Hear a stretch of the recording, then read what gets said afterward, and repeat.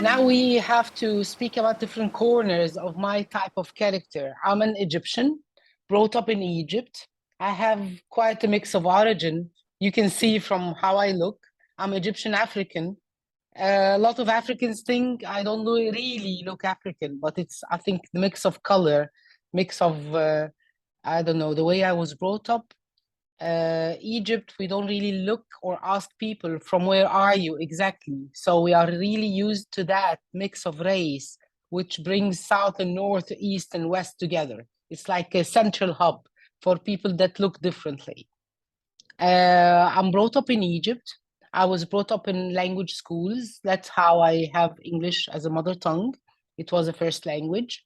Arabic is a second language. So I'm a Muslim woman. I read Quran very well.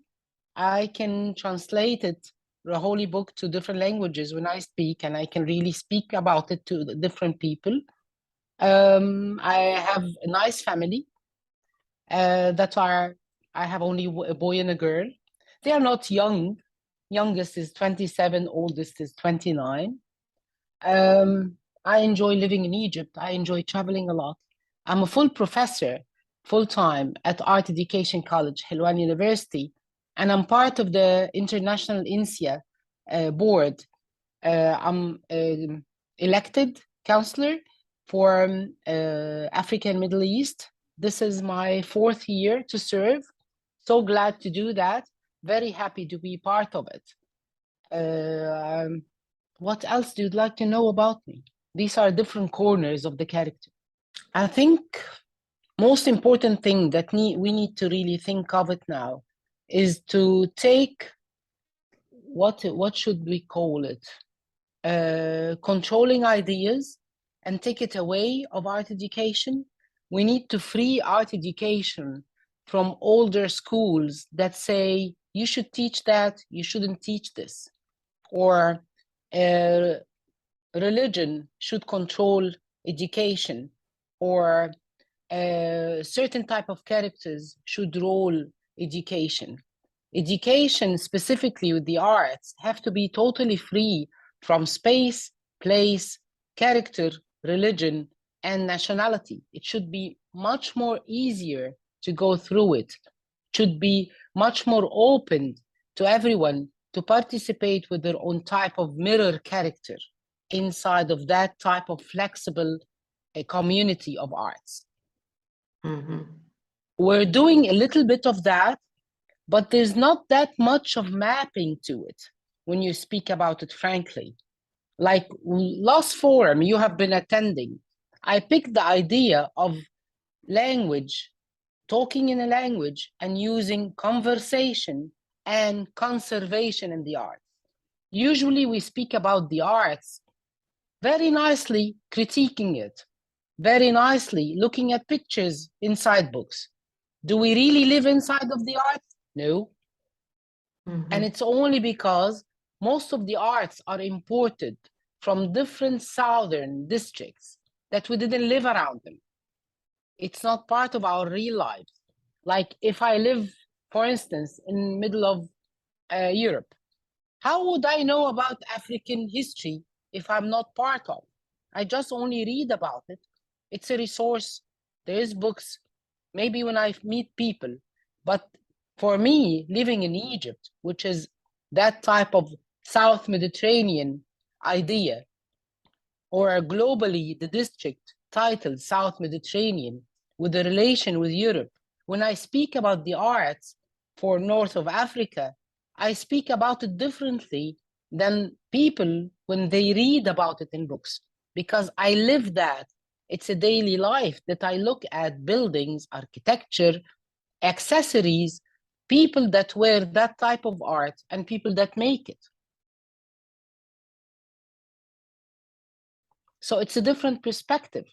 Even teaching it in art education, when I teach African history or African arts, I don't teach African mosque or African prints. We do our own art, and it's African already. It's made in Africa, made by African hands, because the students belong to there. But we need to respect that and not to push new ideas to their brains, telling them, you should do it this way, you should study these samples. And this is like, I don't know, indigenous part of the art. We don't, title ourselves as indigenous. We are already type of living art. This is where Africa goes through, and even Middle East with the crafts and handmade art. You need to travel to the places that are popular with these arts. Not just the mental traveling, not just the visit looking at a video. You need to scavenger hunt, to find this is where they make leather handmade, and just go to the workshops, feel what's happening there, look at the people, look at the tools, hold the tools, and try to imagine yourself, how can I do that? Question that. Ask ceramic and pottery makers. Like in Portuguese, you have different small cities and villages that do handmade pottery. It's fascinating to go there and hold the same type of clay that they create with, or even go to Egypt and look at the handmade glass and the way they blow the glass, and you look at the space and the temperature and the way they are dressed, and smell the smells, the vapors of this art being created. It's not just something that you go around looking at a shop and that's it. We have nowadays, it's an art show. It's done twice a year. One of them is called Our Hands, which is in Arabic Ayadina. And the other one nowadays in October is called Heritage Event. This Heritage Event gathers all type of crafts from all around Egypt and Middle East. Different countries participate yearly in it. And it represents handmade crafts and arts. And I would call crafts that are the living arts. That's with my own concept, because it's part of what we wear, what we talk about, what we eat. Even our plates belong to that. Spoons have got history of the way it looks, comes out of the art. Even, I don't know, bingles and stuff, that accessories that we wear. It's a daily style that we go through. Sometimes you don't really understand. It's titled art, but it is. We breathe and we live the art. It's not supposed to speak about only international arts and how it affects us. We need to study our own characters, our own flavor and perspectives, and look at it in a different way. Like when we speak about conservation and museums, for instance. With the region I live around, its origin and source of different arts. But I don't speak about it as something that you should study, and you should only get the source written from a different culture about it. But go to the same building, look at the wooden doors, smell the walls itself, look at the fabrics created for the curtains, look at the fabrics used for the cushioning you're sitting on. It's all created from a specific culture that belongs to the place that you live at. It could be inherited from another source or older source that I don't know about. Like when I spoke about myself, I have different mix of origin, which I really respect and I do understand. And at the same time, fabrics, pottery, paintings, everything have got its own origin flavor and same district flavor. Like if we start looking, I'll show you something that belongs to that. Look at this. These paintings and artworks, these are all made by Egyptian artists. Even look at this empty frame.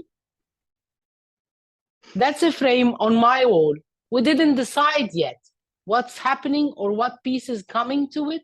We're waiting to find a good match for it that belongs to there, that would match the story told with these pieces. You can see the portrait, very Egyptian way of looking at it, the character, the way it's dressed.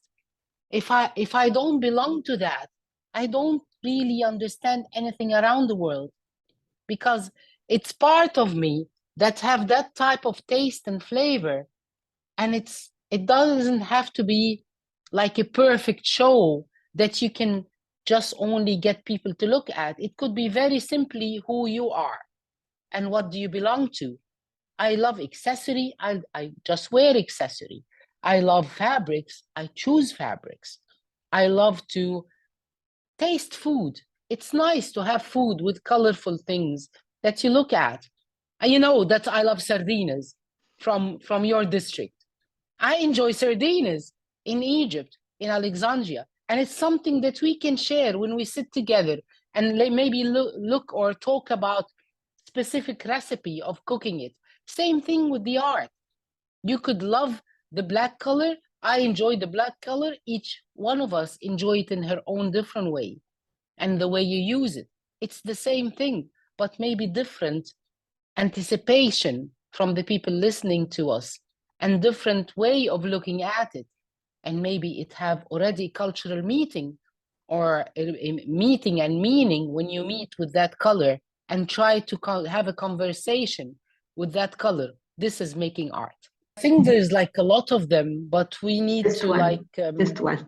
yeah. No, I'll give you different aspects, just as if we're magnifying different corners of art education, what's happening with it. Like in the Middle East now, in Saudi Arabia, I worked there for 3 years. I've seen girls' education developing very quickly, changing their own environment, changing the way they are dressed, changing the way they talk, changing their daily life of understanding arts. 10 years ago or 15, it was forbidden to speak about different aspects of arts in the Middle East. Not all of the Middle East and not all of the region, but certain countries, you were not supposed to talk to girls about other portraits that have girls painted by men that painted their faces. This is not good. You're not supposed to tell them this is what produced by a woman, and she signed a man's name because of the era that she lived at. That was forbidden to have a girl's name on a painting. And of course, you know about that with the European history. A lot of painters, artists, women artists, were not allowed to put their signature, and they used to sign their parents' names. A lot of writers and poet writing used to sign their father's names or brothers' names or switch with them because the father or the brother was killed in one of the small regional wars and they still use the name, so she's hiding under the family title. It was happening the same way in the Middle East, but without even putting the name, you just use initials when you write a paragraph about the art, so they don't know if you're a man or a woman, and you just send it to a newspaper because you're speaking about the art. What's really good and positive happening now is women are being the trend of Twitter, the trend of what's happening with Instagram. A year and a half ago, one of the amazing examples was the horse show that happened in Riyadh. That horses show, first time to be done with women attending without hair cover, with designs that are designed by women designers. Their names are showing on the abaya, and they are talking with their different international languages according to their education. So they look Arabian, they look Mediterranean, they look Middle Eastern, and they speak about the arts in their own ways, accessorizing with it, wearing it, eating with these plates that look very traditionally with that craft. It was a huge, big respect for every Middle Eastern woman, who specifically maybe Muslim women, to look at these princesses from all around the Middle East wearing these designs made by their colleagues, an artist, a man or a woman, but it was the pride of this Arabic language, the letter, the typography that was used, the designs. That's one of the amazing things I lived through. Looking at it and walking through history, just only a very simple idea of traditional arts and horse breeding, which is something that have been there for thousands of years, that maybe Arabs inherited from their families, brought up there, but looking at it in a very modern way, listening to music, looking at the people dressed nicely, very traditional clothing. But when you look at them as if you moved to a different bubble, which is 2000 years ago, and you look at them, how contemporary they are. This is like a colorful copy of a 2000-year-old picture nowadays that you really look at and respect. That was quite an impact, even for education. When I was teaching there, I got the students, the girls, to do a report written. How do they look at that? What do they think critically? How can they appreciate these types of arts? Is it art, or is it still the 1950s crafts that were not listed as pure art? They were considered as the second grade type of arts after architecture, painting, and sculpture. But nowadays, you speak about the handmade craft as number one marketing for the arts, to be sold, to speak about, to wear it, because it's easier to find around your community and to use it from what's produced daily.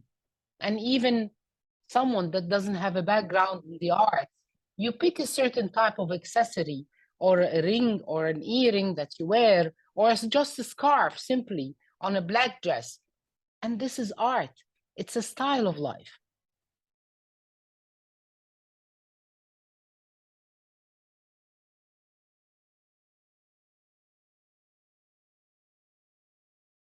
Yeah, you can anyone who's listening to this taped interview can look at that event with the 2020.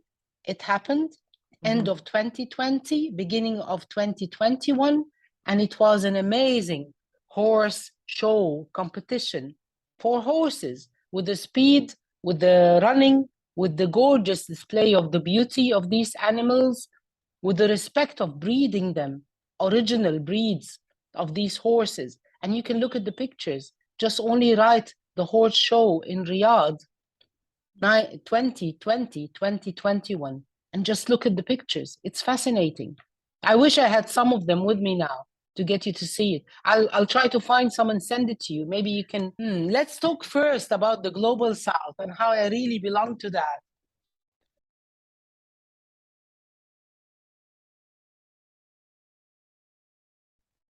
I don't know. Maybe the global south, if we can create that earth type of two sides, I would belong. I can't say I'd belong to the north.